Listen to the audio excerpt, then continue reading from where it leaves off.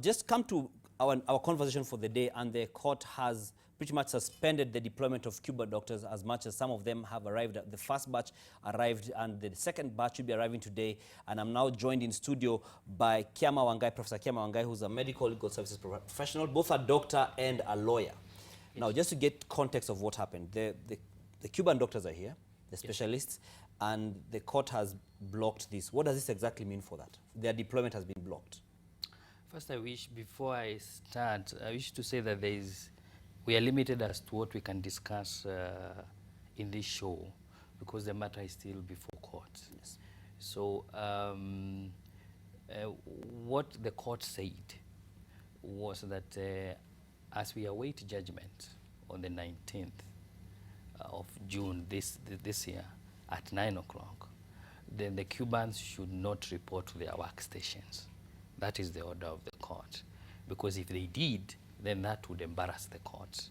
Because the matter cannot be before court, and yet what is yet to be adjudicated has not been determined. So that is the depth of that, of that conservatory order given by Judge Zioka. Okay, and there have been the concerns about, we have our doctors who have been saying, we've got a number of doctors who say they're still jobless. And we have some who feel that they should have been given the opportunities. If, for instance, as the judge, directed, if this was to be publicly announced, do we actually have doctors who actually have the capacity or to fill in these slots of specialists that are lacking, and then the government went to seek to fill them using the Cubans? Yes, the specialists in Kenya are highly trained. And one wishes to note that they've been managing patients even before the Cuban saga came into the fore. So that it's not like Kenyans have not been, their health needs have not been met by the Kenyan professions. We have highly trained professionals in this country. Okay, and because when I look at the statement, some of the different dispatchments, the different specialties there are some which may not be known possibly to the common Mwananchi, the deployment, and we see some of them being called, there's one, family medicine. What does that mean exactly? See, first of all, that is the largest controversy in this matter. What are called family physicians in Cuba are what we call general practitioners in this country. They are your medical officer. They are the lowest in the training, in the sense that after medical school, you then become an intern and then become a medical officer. These medical officers, before you do your master's program so that you can become a consultant is the one we now call a specialist. This group being called physicians are actually medical officers in Cuba. Now the controversy is they've been lifted to the level of specialists in this country, so that they are now being treated as specialists by the Kenyan government.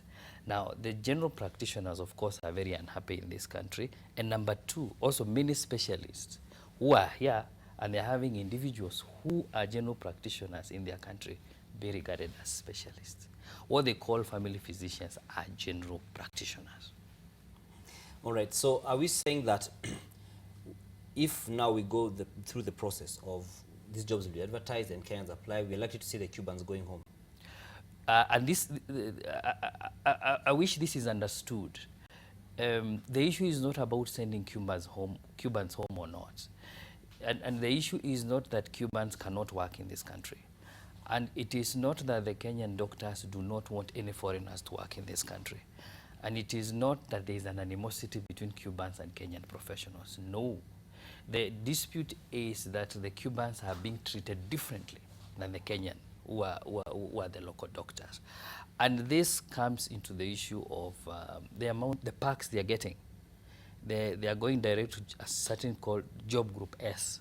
And our doctors are job group O. And they are getting higher pay. And there is a principle in employment law. People cannot be paid differently for the same job and for the same qualifications. No one would wish that the Cubans don't work, but the terms must be fair to the local doctors as well. So do we have any kind of, in your argument, any kind of consideration for the fact that they're expatriates, that there should be something additional to to cater for to provide for the fact that they are expatriates not working in their home countries? I think if you're an expatriate, you should not then be truly speaking in the payroll. If you're an expatriate, I think the mode of payment of expense should be very, very different. If that's like a consultancy. But if you're going to the payroll, it means you have taken a job in the public service. If you've taken a job in the public service, then the process for that job, for you to acquire that job, allocate that job, must be followed. Because you are now having a job in the public service, which includes that you must have applied for the job, you must have been shortlisted for the job. Of course, having begun with the position that you must have been, there must be, have been an advertisement for this job, then you applied, shortlisted, interviews done, and you get an appointment letter. That is the process in public service. How do you go to job group S as an expatriate? It's a job in the public service in the Republic of Kenya, which is how you get that job is in the Constitution of the Republic of Kenya. But an expatriate, in my understanding, would be individuals that are under certain form of consultancy. That agreement can be done. You can do an agreement of consultancy, and if the terms are acceptable, it will be as such. But if you're saying you're picking a job in the county government of any county government in Kenya, then that's a job in the public service. So are we saying, are you as the doctor saying that the government was ill-advised? I'm not necessarily the right person to speak about doctors because they have their union. I'm an advocate in this matter. And I do not wish to guess whether the government was ill-advised or not. What I wish to say is that whatever government did is now being interrogated to find out whether it's illegal or illegal. So I do not know who advised government. We essentially do not even know the very details of these agreements because documents have not been availed to us. The agreement between Cuba and Kenya has not been availed to us. So we do not know exactly what the details are. Whatever it is, it must meet constitutional threshold. And that's why the courts are here. Okay, so just going back on the aspect of the expatriates and the civil servants, that means that if this arrangement was done differently, we may not have been seeing this kind of a situation. No, we wouldn't have. I put it to you that we have very many foreign doctors working in this country. And you've never had a problem with Kenyan doctors saying, don't come to work in a certain mission hospital. If you go to mission hospitals in this country, you'll find very many foreign doctors. Because the process is they would have been, there's something called peer review. Peer review is that that particular doctor would have been assessed by local doctors at the medical board. First of all, found that he has the requisite skill in the public interest, not just releasing doctors from any country to Kenyans. The local doctors must ascertain that these individuals have the skills we are talking about. These certificates they are saying they have, nephrologists, neurologists, must be ascertained by local doctors. You will not come and say because you are from the US or you are from the UK, then you can just start practicing in this country. No, this is a profession that has certain requirements. Now, those foreign doctors working in various mission hospitals have never raised a problem, and they are welcome every day. In fact, I wish to say even Kenyans are working in various places in this world, in various countries.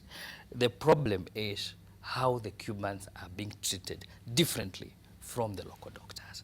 And I do not think it is the people would expect the local doctors to take this lying down, that someone will come and rubbish all of you and pick up your jobs and you keep quiet. For whatever it's worth, you must be kicking and screaming and saying this is not the right way to do it. We've been managing patients in this country without these Cubans. How can you suggest for once that 100 Cubans are going to replace all the Kenyan doctors we are speaking about? A, pay them, you pay these people almost 3 times the money you are paying the local doctors. B, you give them certain perks like security. You saw that they are going to get houses furnished at $500,000, which you do not give the local doctors. What are you really saying? What are you saying to the doctors who will be managing your patients all through before these Cubans came? Okay, and part of the agreement, the bilateral agreement between President Uhuru Kenyatta and the leader of Cuba was to have some doctors to go to Cuba as per for some trainings, and this includes malaria control project, training over 1,000 nurses and clinical officers in a higher diploma course in family medicine, collaboration in research in the areas of HIV vaccine development and hepatitis vaccines, and the exchange programs of medical specialists, according to CS Cecily Kariuki. Is there any issue with the return with the Kenyans going that way? Has any issue been raised? You see, to be fair, if those 50 doctors who are going to Cuba are going to be treated the same way as the way we are treating these Cubans in Kenya, there will be no problem. Are these Kenyans who will be going to Cuba, will be they getting the amount of salary these Cubans are getting? B, would these Kenyans in Cuba be getting the kind of perks when they go to Cuba like the Cubans are getting? I mean, that's how you look at equity. These are going as students, remember, as students, yes, with some form of stipend and retain the same salary they earn here. But the Cubans are coming here with a higher salary and higher perks. But considering the two countries have got different levels of development in their health sectors, do we expect a kind of like-for-like exchange, really? But we are supposed to be the poorer country in terms of development healthcare system compared to Cuba, isn't it? Yeah. So why should they be paid more money than us? Why we should be paying less? The argument here is that they're bringing higher qualified people, and us, we are taking people to be trained to be higher qualified. Really, who are these? Qualified in what? In what? A neurologist, a nephrologist, family physician who we have in this country, qualified in what? Really? So we're saying that... You see, I'm speaking as a doctor. As a doctor, yes. And I'm asking you now what? What are you saying he's more of a cardiologist than my cardiologist in this country? So then the argument here had been the numbers. So are we saying that we actually don't have the gaps in terms of the specialists who have been brought into Kenya, because there's a whole list of them. You know, there's the one we talked about, the family medicine. We're talking about people going to do endocrinology, gastrology, ophthalmology. There's a lot of that, different kind of specialties. We have enough of that, Mwangi. We have enough. So we don't really need the I didn't say we don't need. We didn't say that Kenyans don't need any extra doctor. Doctors are needed in this country. And no one is saying that Cubans would not assist Kenyans if they came to work. Kindly note that that's not where the problem is. The problem is the terms of engagement of these Cubans vis-a-vis equally qualified professionals in this country. That is the dispute. The dispute is not one would stop any Kenyan here to access healthcare. That we must dispel. That's not where the matter is. The matter is that these Cubans are treated very highly, like very high specialists, to making our local doctors very unhappy. Let me tell you, the Cuban system, why they like it and they think it's a good one.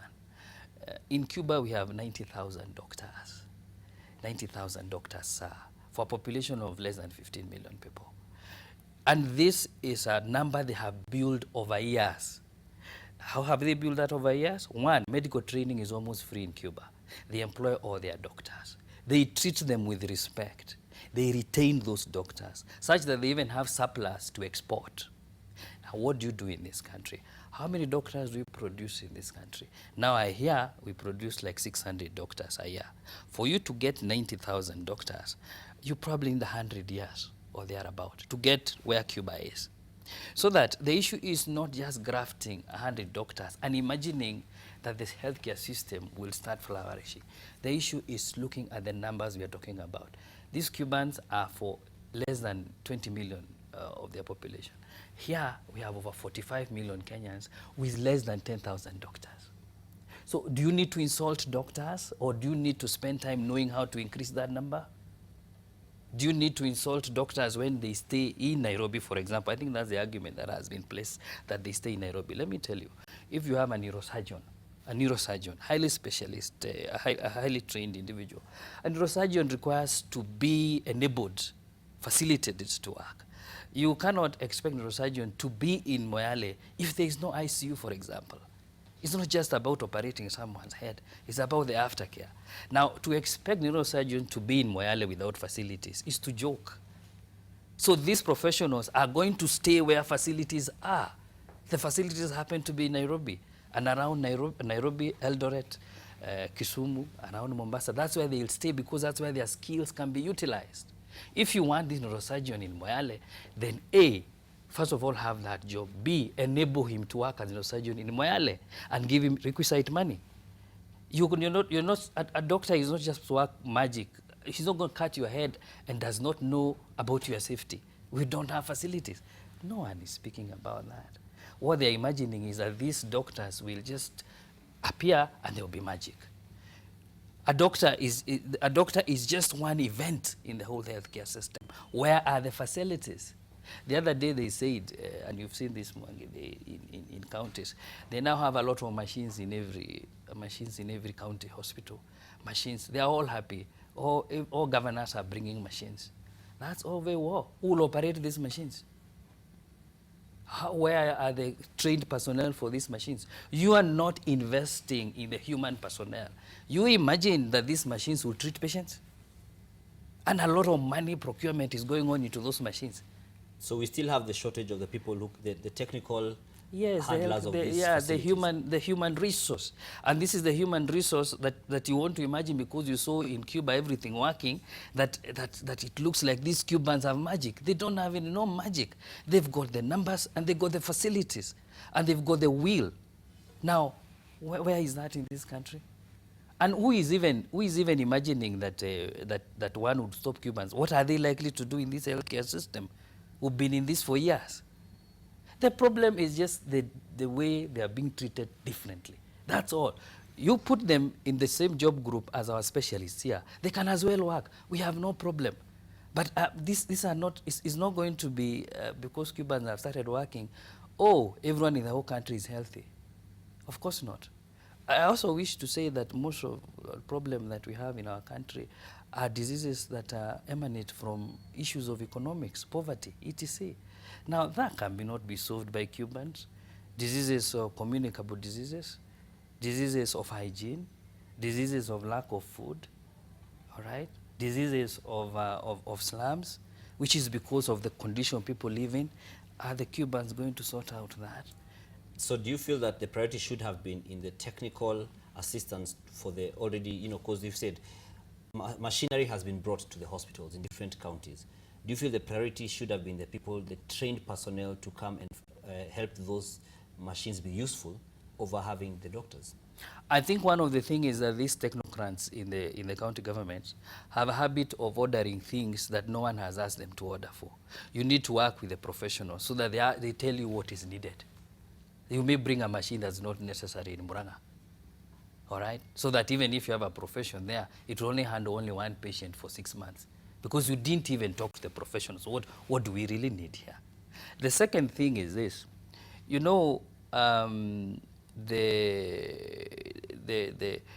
It has been said, and I think it's an admission by government and everyone else, that there is a problem in the healthcare system, that we wish it works like the Cuban system. Good.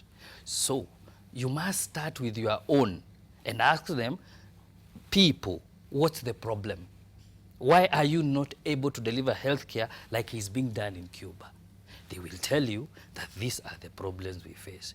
Then a responsive government will respond by proceeding to solve those problems. So we're saying that the county You must work from within. You cannot imagine that you go and find a working system and graft 3 doctors, pull them up, put them in Kenya, and say there will be a system.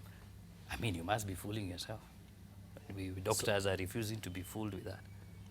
Are we saying that the county government, like you said, the technocrats there who are making decisions that may not be well advised, are they also then jumping the gun in terms of constitutional requirement for public participation, or is this one of those that you don't need? You need the constitution we have requires that people must be involved. The public, all stakeholders must be involved, and you cannot jump that. There are enough safeguards for that, so that you cannot just sit in your sitting room and produce ideas and run with them in public service. You will be stopped by the courts, and rightfully they must stop you, because the country is not just being run by you as an individual. It's run by consultation. And who are the right people to consult in healthcare? And these doctors that have worked for 30 years in your country before Cubans came, the right persons to ask what should happen? Let me say this. Yes, in closing. Let me say this. Yes. doctors are given, no, even before I close, you remember there was a protracted strike in this country for doctors. What were they being told? That there is no money. That's what they were told. There is no money. We're not going to pay you. 400 days. And of course, the issue was that the doctors are not responsive to the patients. They were told there is no money.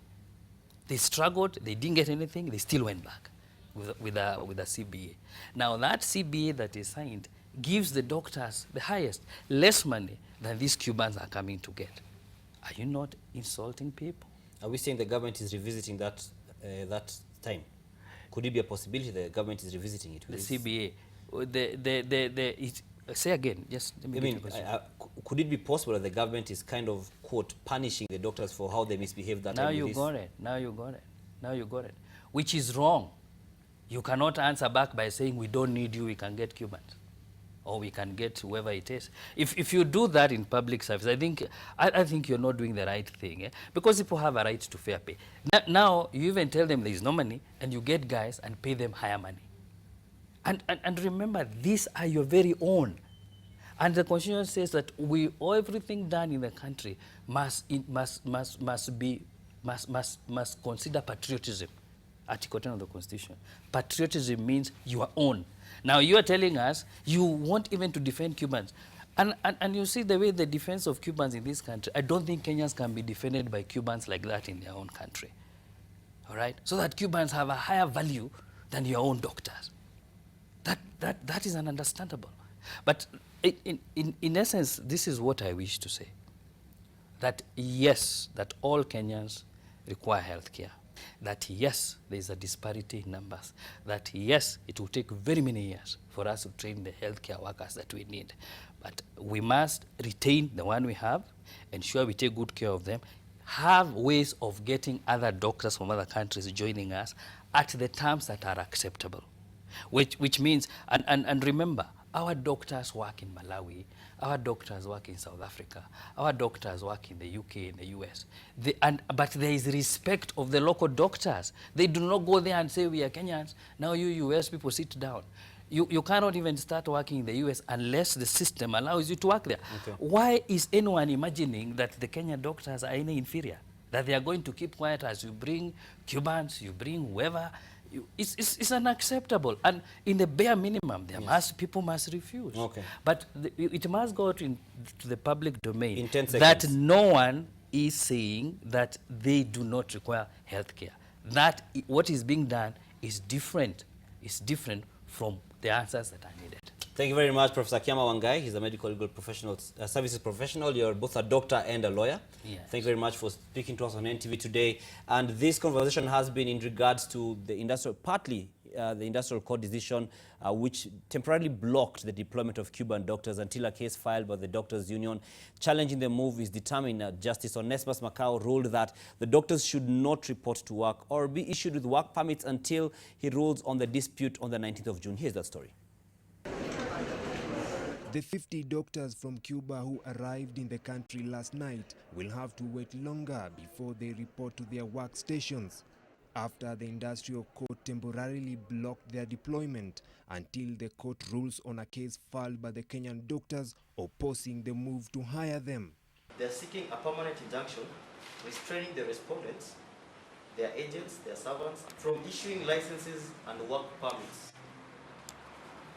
for the year 2018 and thereafter to the Cuban doctors and any other foreign medical practitioners.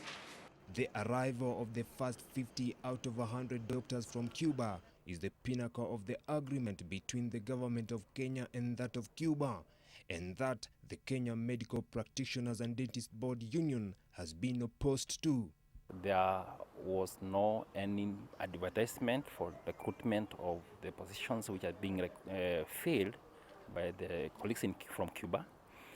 Two, we have specialists in this country who are qualified and ready to be deployed to any part of the country, and they'd be denied a chance to serve Kenyans. According to the Ministry of Health's plans, the medics will undergo an induction training expected to start on 8th June ahead of their deployment. The second batch of the doctors are expected to arrive in the country on Thursday. These doctors being placed at your Group S. We have our specialists who've been working in this country for more than 15 years. And most of them are staying in Group M, N, and P. So this is discrimination. KMPDU made a case borrowing from Cuba's healthcare system as opposed to hiring their doctors. The Cuban doctors will have to go for a 2-week induction at the Kenya School of Government to be inducted into the Kenyan health system before being deployed to all the 47 counties. Vincent Oduor, NTV.